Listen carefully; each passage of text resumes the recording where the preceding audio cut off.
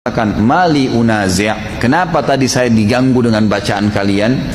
Kata perawi hadisnya, kalau saya tidak salah, Abdullah bin Umar radhiyallahu anhu berkata, mulai semenjak itu saya tidak pernah lagi membaca Al-Fatihah di belakang Nabi SAW kalau sholatnya jahar, kalau sholatnya ngerasin suara gitu.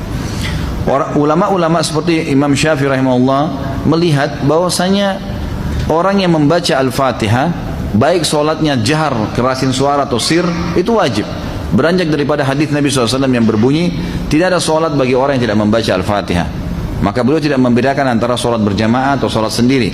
Ya, kalau sholat sendiri mutlak harus baca ya, tidak boleh sama sekali tinggalkan Al-Fatihah. Batal sholatnya kalau tinggalkan Al-Fatihah. Kalau sholat berjamaah, sebagaimana saya sebutkan tadi, khilaf diantara ulama itu. Imam Syafi'i semuanya, mau sholatnya jahar atau sir, semuanya harus membaca Al-Fatihah.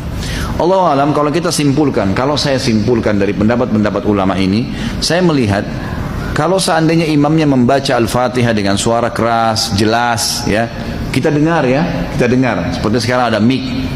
Lain kalau mati lampu gelap, tidak kedengaran suara atau kita terlalu jauh dari imam, itu lain. Walaupun sholat jahar tetap wajib baca Al-Fatihah tuh, karena kita tidak dengar.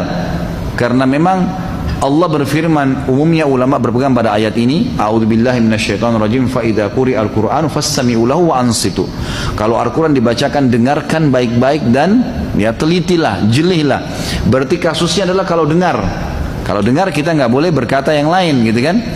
Nah, kalau imam sholat jahar, maghrib misalnya, tapi mati lampu, kita di saf ke-5 atau ke-6, ke-7 ke belakang, nggak dengar.